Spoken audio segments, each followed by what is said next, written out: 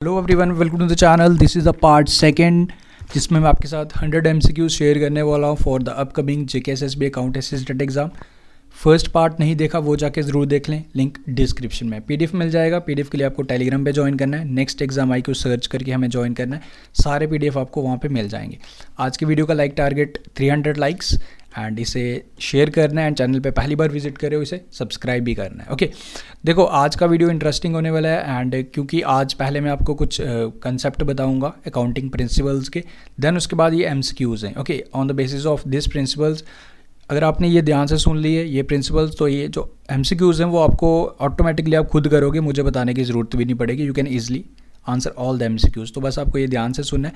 एक चीज़ और, शुरू करने से पहले आप लोग से रिक्वेस्ट है कि आप इसे शेयर करते रहिए। ओके, आप लोग जितना शेयर करेंगे, जितना इसे लाइक फ्रेंड्स का शेयर करेंगे, तो उतने जल्दी आपको वीडियोस मिलेंगे। आज की वीडियो का लाइक टारगेट 300 लाइक्स है। ओके, देखो ये सारा मटेरियल बनाना काफ़ी ज़्यादा मुश्किल है एंड आई वांट कि आप लोग मैक्सिमम स्टूडेंट्स हमारे साथ जुड़ जाएं।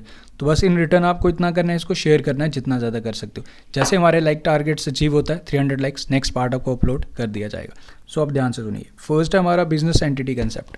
बस आप कंसेप्ट सुनते रहिए। बिजनेस एंटिटी कंसेप्ट ये कहता है कि business and owner are different. Very simple, कहता है कि बिजनेस और ओनर, हालांकि बिजनेस ओनर का ही है but according to this concept business और ओनर एक नहीं है, वो अलग अलग है।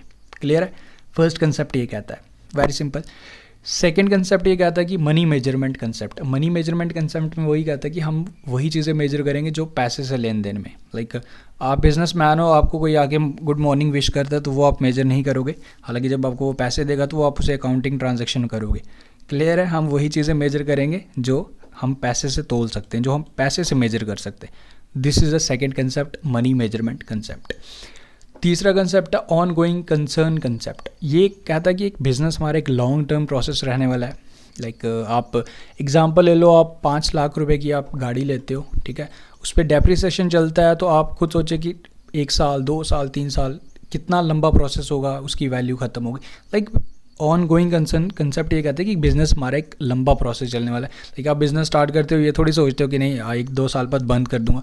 आपके माइंड में ये रहता है कि हम एक से लंबा चलाएंगे, लाइक हमारी पुश्तैनी ज़मीन, लाइक पुश्तैन हमारे आने वाले बच्चे, उनके आने वाले बच्चे, वो सब चलाएंगे। लाइक एक ऑन गोइंग कंसर्न कंसेप्ट रहेगा। ओके, सो फोर्थ हमारा कहता है accounting period. Accounting period generally like एक बैलेंस शीट की एग्जांपल ले लो। बैलेंस शीट आप कब बनाते हो? लाइक साल में एक बार ही बनती है। तो अकाउंटिंग पीरियड में ये चीज़ें मेंशन की जाती हैं कि अकाउंटिंग के पीरियड्स क्या होते हैं। वैसे बेसिकली देखा जाए ऐसा नहीं है कि हम एक साल लाइक अपना बिजनेस का रिकॉर्ड सिर्फ साल में ही दे सकते हो। ऑन एमरजेंसी बेसिस आपसे कोई रिकॉर्ड मांग ले तो आप 3 महीने का रिकॉर्ड भी दे सकते हो, मंथली रिकॉर्ड भी दे सकते हो एंड हाफ ईयरली रिकॉर्ड भी दे सकते हो। But in general balance sheet हम साल में बनाते हैं। देन उसके बाद ड्यूअल एस्पेक्ट कंसेप्ट ये कहता है कि लाइक हम कोई भी ट्रांजेक्शन करें उसमें एटलीस्ट 2 चीज़ों पे इफेक्ट पड़ेगा। अब इसका एग्जांपल दिया, ये आपका एसेट्स है, ठीक है, A for assets is equal to liabilities plus capital. अब आप इन तीनों में से अगर एक पे भी कुछ कुछ विड्रॉ करोगे या कुछ ऐड करोगे तो 2 पे एटलीस्ट फ़र्क पड़ेगा। एग्जांपल से समझो कैपिटल। अब कैपिटल में से लाइक इसमें ड्राइंग की, लाइक आप ऑनर हो, आपने इसमें से कुछ कैश निकाल लिया, ठीक है। अब अगर आपने इसमें से कैश निकाल लिया, अब देखो 2 चीज़ों पे इफेक्ट पड़ेगा ही पड़ेगा। सबसे पहला इफेक्ट पड़ेगा कि कैपिटल कम होगी, ठीक है, कैपिटल में से आपने कैश निकाल लिया, ये तो कम होगी, ये कम हुई एंड इसके साथ साथ एसेट पे भी इफेक्ट पड़ेगा। आपका एसेट यानी कि कैश है जो, वो भी कम होगा, ठीक है। क्लियर है कि ड्यूअल एस्पेक्ट कंसेप्ट कहता है कि जो भी आप कुछ करो एटलीस्ट उसमें 2 जगह इफेक्ट पड़ेगा ही पड़ेगा। कैपिटल कम किया आपने, यानी कि कैपिटल में से कैश निकाला, कैश भी कम हुआ या और आपकी कैपिटल भी कम हुई, यानी कि एसेट कम हुआ। जो आपका एक कैश इज़ योर एसेट, तो कम हुआ, ठीक है, एसेट भी डाउन हुआ एंड कैपिटल में से ही आपने निकाला तो कैपिटल भी डाउन हुई। ओके, देन उसके बाद रेवेन्यू रियलाइजेशन कंसेप्ट। तो ये कंसेप्ट ये कहता है कि लाइक ये भी कंसेप्ट ध्यान से सुनिएगा। देखो इसमें ये कहता है कि आपके साथ जैसे आपने कोई डील की किसी के साथ, ठीक है, तो आपने उसको सामान डिलीवर जब किया ना, at that time you deliver the goods, तो उसी टाइम वो लाइक ऐड किया जाएगा, यानी कि वो आपका रेवेन्यू उसी टाइम हम उसको ऐड करेंगे, ठीक है, जब आप सामान डिलीवर करते हो। ये डजेंट मैटर कि आपको पैसा कब मिलता है। अब कई बार उधार आप, जैसे आप एग्जांपल ले लो GST की, लाइक आपने बिल काट के दे दिया किसी को, सेल हो गई आपकी मार्च मंथ में, आपको अगर पैसा वो अप्रैल में देता है, बट आपको अपनी रिटर्न फाइल करनी है तो आप सेल तो अपनी मार्च मंथ में ही शो करोगे ना। आप ये थोड़ी बोलोगे मुझे पैसे बाद में आए।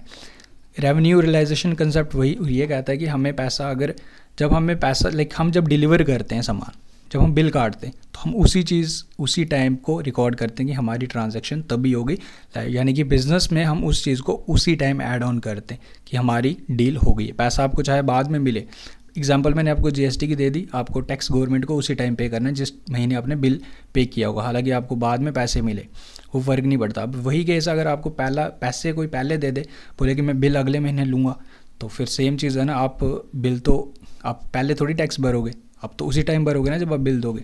आई होप क्लियर है। देन मैचिंग कंसेप्ट ये कहता है कि इसका एक एग्जांपल ले लो, जैसे आपका कोई काम है, बिज़नेस है, जैसे 3 महीने ही चलता है, कोई भी बिज़नेस आप चला लो, जैसे दिवाली पे क्रैकर्स है तो 1-1.5 महीना आपकी सेल हुई अच्छी खासी, एंड बाकी आपका इतना इतनी सेल नहीं हुई, आपकी 3 महीने ही सेल हुई, 3 महीने में आपने 20 लाख रुपए कमा लिया।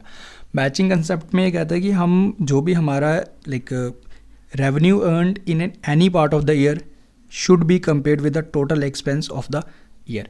अब ऐसा नहीं होता है ना कि देखो आपके अगर 3 महीने में सपोज करो अच्छी खासी सेल हो गई, ठीक है, अच्छी खासी हाइक मिल गई, एंड बाकी साल में आपका कुछ सेल ही नहीं हुआ, तो अब आप फाइनली जब आप at the end of the year जब आप बनाओगे अपनी बैलेंस शीट, तो उसको एक इक्वल में भी लोगे, यानी कि साल का पूरा लेखा जोखा बनाओगे, एंड तभी आपका एक प्रॉपर मैचिंग बन पाएगी। ओके, यानी कि इसमें पता चलेगा कि आपका पूरा साल में कितने एक्सपेंस। अब देखो 3 महीने तो आपकी अच्छी खासी सेल हुई, ठीक है, आपने बहुत पैसा कमाया, देन बाकी जो बचे 9 महीने उसमें आपका इतना सेल नहीं हुआ, बट आपके एक्सपेंसेस तो होते रहे ना 9 मंथ, ठीक है। सो डैट मीन, फिर से एक बार ध्यान से सुनो, अकॉर्डिंग टू दिस कंसेप्ट ये कहता है कि revenue earned in any part of the year should be compared with the total expense of the year according to matching concept. Fourth concept यानी कि नेक्स्ट कंसेप्ट कहता है हमारा conservatism concept. According to this concept ये कहता है कि हम लोग कुछ हम एंटीसिपेट करते हैं, एंटीसिपेट एग्जांपल की हम फ्यूचर को देख के चलते हैं, हमें मे बी फ्यूचर में कोई लॉस हो जाए, ठीक है। तो ये कंसेप्ट में ये कहता है कि हम लोगों को पहले से एक हमारे बिजनेस कंसेप्ट में हमें हमारे माइंड में एक चीज़ ये होनी चाहिए कि इन फ्यूचर क्या होने वाला है, तो हमें उसके लिए खुद से पहले से थोड़ा बहुत प्रिपेयर होके रहना पड़ेगा। ओके, तो according to conservatism concept. Okay, then उसके बाद मैटेरियलिटी कंसेप्ट में ये कहता है कि हम इसमें कुछ आइटम्स ऐसी होती हैं, अब जैसे कोई बड़ा सा बिजनेस है, अब उसमें जो करोड़ों में डील करता है तो उसमें 50 रुपये का कुछ छोटा मोटा नुकसान हो जाता है, कोई गिलास टूट जाता है, तो वो उसको ऐड नहीं करेंगे। बट इट विल डिपेंड कि कोई छोटा सा बिजनेस होगा तो उसमें वो भी उसमें एंट्री करेंगे। सो मैटेरियलिटी कंसेप्ट में ये है कि वो डिपेंड करता है कि on the type of business, छोटा बिजनेस है या बड़ा बिजनेस है, तो वो अपने हिसाब से इस पर काम चलाते हैं। ओके, देन उसके बाद बेसिक्स ऑफ अकाउंटिंग, इसमें ये कहता है कि हम ऐसा नहीं है कि हम देखो, हम कई बार ऐसा होता है कि आपके बिज़नेस में आप सिर्फ कैश वाली चीज़ें रिकॉर्ड नहीं करते एंड सिर्फ एक्यूरल बेसिस नहीं रिकॉर्ड करते, डैट मीन आप दोनों चीज़ें रिकॉर्ड करते हो। अब ऐसा तो है नहीं कि आप अपने बिज़नेस में सिर्फ कैश वाली एंट्री नहीं करोगे, जो कैश आया वही करोगे, बाकी उधारी वाली ऐड नहीं करोगे, या फिर आप सिर्फ उधारी वाली ही करोगे, कैश वाली नहीं करोगे, आपको दोनों एंट्रियाँ करनी। जैसे आपकी कुछ कैश सेल हुई, कैश वाली एंट्री करेंगे, एंड एक्यूरल बेसिस पे आपसे कोई उधार ले गया या आपने किसी से उधार ले लिया तो वो एंट्रीज भी आप करोगे। तो बेसिक्स ऑफ अकाउंटिंग में cash basis and accrual basis हम दोनों एंट्रीज करते हैं, उधारी एंड जो देनदार होता है या जिससे लेना होता है उनकी एंट्री भी करते हैं, एंड कैश बेसिस एंट्री भी करते हैं according to these basics of accounting, that is cash basis and accrual basis. Okay, तो ये आगे जी कुछ कंसेप्ट, एंड अब कराऊंगा मैं आपको कुछ एमसीक्यूज़। तो एमसीक्यूज़ जैसे ही आप करते हो तो देन आपको ये सारी चीज़ें आप ऑटोमेटिकली खुद ही आंसर करोगे इनके। नाउ सम एमसीक्यूज़, ये सारे एमसीक्यूज़ अगर आपने फर्स्ट पार्ट ध्यान से सुना होगा जो थियोरेटिकल बताया, ये आप खुद बताओगे मुझे। विच अकाउंटिंग कंसेप्ट और principal states that the transaction of the business must be recorded separately from those of its owner and business. जैसे मैंने आपको बताया बिजनेस एंड ओनर डिफरेंट है, तो ये कौन सा कंसेप्ट कहता था? This is according to business entity concept, option number D. आप खुद करोगे आंसर्स अगर आपने ध्यान से सुना होगा।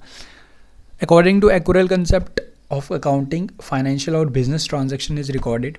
वेरी सिंपल, देखो हम एंट्री कब करते हैं, चाहे वो कैश की हो या उधारी की हो या देनदार की हो, तो हम तभी एंट्री करेंगे जब कोई भी ट्रांजैक्शन होगी, यानी कि आपके पास कोई आया तो देन उसने या कैश में सामान लिया या फिर कोई उधार लिया, जो भी लिया, तो आप रिकॉर्ड कब करोगे? According to accrual concept of accounting, जिसमें आप कैश वाली एंट्री भी करोगे एंड अदर एंट्रीज भी करोगे। तो वो रिकॉर्ड तब करोगे जब भी कोई ट्रांजैक्शन होगी। डजेंट मैटर कि प्रॉफिट हो लॉस हो, doesn't matter when profit is computed, and balance sheet वाला तो सवाल ही नहीं बनता, वो तो लास्ट में बनेगी। बट जब भी कोई ट्रांजैक्शन होगी आपको इसमें ऐड करना पड़ेगा, वो चाहे कैश बेसिस हो या फिर अदर बेसिस हो या उधारी वाली हो। द बिजनेस और economic entity concept is applicable to, मतलब जो कहता है कि business and owner are different, तो ये किस पे अप्लाई होती है? प्रोप्राइटरशिप, जो आप इंडिविजुअल बिजनेस चलाते हो, इस पर भी अप्लाई होती है, पार्टनरशिप पे भी होती है, कॉपरेट कंपनीज़ में भी होती है जहाँ डायरेक्टर्स वगैरह होते हैं। That mean it is applicable to all business, यानी कि सब पे अप्लाई होता है ये concept. So all of these, यानी कि business and owner are different, ये सब पे अप्लाई होता है। Which of the following states that the transaction is not recorded in the books of account unless it is measurable in terms of money. तो ये कौन सा कंसेप्ट कहता है कि हम वही एंट्रियाँ करेंगे जो पैसे से मिलेंगी, लाइक जो पैसे से रिलेट होंगी। ये कहता है मनी मेजरमेंट कंसेप्ट, वही एंट्रीज करो जो पैसे से रिलेट करती हैं। अब कोई आपको विश करके जाता है तो आप वो ऐड नहीं करोगे, पैसा दे के जाता है तो वो ऐड करोगे। तो मनी मेजरमेंट कंसेप्ट ये कहता है। Which of the following states that the life of the business can be divided into equal time periods. Well, जैसे मैंने आपको बताया, ये कौन सा कंसेप्ट कहता है कि बिज़नेस का आपका, लाइक जैसे आपकी बैलेंस शीट हो गई, आपको एनुअली बनानी है, ठीक है, बैलेंस शीट एनुअली बनती है। इट्स नॉट मैंडेटरी, आप अपना रिकॉर्ड महीने में भी दे सकते हो, 6 महीने में भी दे सकते हो, बट एज़ पर जनरल ये कौन सा रिकॉर्ड कहता है, लाइक आपको एक सर्टन टाइम पीरियड है, अकाउंटिंग पीरियड कंसेप्ट कहता है कि बैलेंस शीट आपकी साल में बनेगी, ठीक है, एनुअली सारी चीज़ें मैक्सिमम होती हैं, बट इट्स नॉट मैंडेटरी। आप रिकॉर्ड ऐसे भी दे सकते हो। The revenue is not recognised until it is earned और रिलाइज्ड और at least realisable, like according to which principle concept the statement belongs. तो वही चीज़ मैंने आपको बताई कि आपको जब पैसा मिला, डजेंट मैटर, आपने जब बिल काटा तो उसी टाइम आपकी वो सेल मानी जाएगी। सो ये कौन सा कंसेप्ट कहता है? ये कहता है जी हमारा revenue recognisation concept. That mean आपने जब किसी को बिल दे दिया, जिस डेट का बिल काटा तो उसी डेट को आपकी ट्रांजैक्शन मानी जाएगी। ये नहीं कि आपको जब पैसे मिल गए, पैसे तो आपको चाहे 2 महीने बाद मिले, बट आपने जिस दिन बिल काटा, चाहे इस केस में आपको पैसा पहले भी मिल जाए, तो तभी आप इसको रिकग्नाइज करोगे जब आपका बिल कटा। तो आई होप क्लियर है, रेवेन्यू रिकग्नाइजेशन कंसेप्ट ये कहता है। The revenue earned in any part of the year should be compared with the total expense of the year. तो ये मैं आपको अच्छे से बता चुका हूँ, यानी कि आपका अगर 3 महीने का अच्छा खासा सेल हुआ है तो बट आपको पूरे साल के एक्सपेंस के साथ उसको कवर करना है। अदरवाइज़ आपका कितना ज़्यादा आपको लगेगा कि आप यार इसने 3 महीने में तो अच्छा खासा कमाया, बट अब साल में खर्चे भी तो हुए। तो ये कौन सा कंसेप्ट कहता है? ये कहता है जी मैचिंग प्रिंसिपल। ओके, लाइक एक बैलेंस बना रहना चाहिए। 3 महीने अच्छा काम हुआ तो 2 महीने नहीं हुआ, बट ओवरऑल आपका हिसाब साल का ही बनेगा जो आप कंप्यूट किया जाएगा। In certain situation companies might not add small losses. तो जैसे मैं आपको बताया कि कई बार छोटी बड़ी कंपनीज छोटे मोटे खर्चे ही नहीं करती, लाइक वो ऐड ही नहीं करती। So it is all recorded like related to materiality concept. ठीक है, अब कई बार छोटी लाइक गिलास टूट गया, वो ऐड ही नहीं करते, वो इग्नोर कर देती हैं। So this is all according to this concept. Which accounting principle concept allows accountant to ignore other accounting principles if the amount is, like same question है हमारा, लाइक फर्स्ट लास्ट क्वेश्चन 8 में and 9th question same ही है। Same concept के according वही पूछ रहा है कि जो छोटे मोटे खर्चे होते हैं कई बार हमारे अकाउंटेंट उसको इग्नोर कर देता है कि वो हम ऐड नहीं करेंगे। सो इट इज़ और related to materiality concept. Balance sheets are prepared, ये बता चुका हूँ। बैलेंस शीट्स जनरली अगर पूछा जाए डायरेक्टली आपसे तो of course annually. Okay, so that's all. देखो ये 10 क्वेश्चंस आप बताइए मुझे कैसा लगा आपको वीडियो। अगर अच्छा लगा तो आप इसे शेयर ज़रूर कर सकते हैं। वेल देखो ये सारे वीडियो बनाने में काफ़ी टाइम लग जाता है एंड आई जस्ट वांट कि मैक्सिमम स्टूडेंट्स हमारे साथ जुड़ जाए। It's possible when you will share this video. तो शेयर कीजिए मैक्सिमम लोगों के साथ एंड इसे पूरा सिलेबस कंप्लीट करवाया जाएगा इन द सेम फॉर्मेट। पहले थियोरटिकल होगा, देन MCQs होंगे, अकाउंटिंग आपको काफ़ी ज़्यादा मज़ा आएगा। Okay, so thank you, best of luck and take care, do share, like and subscribe and likes target 300 likes.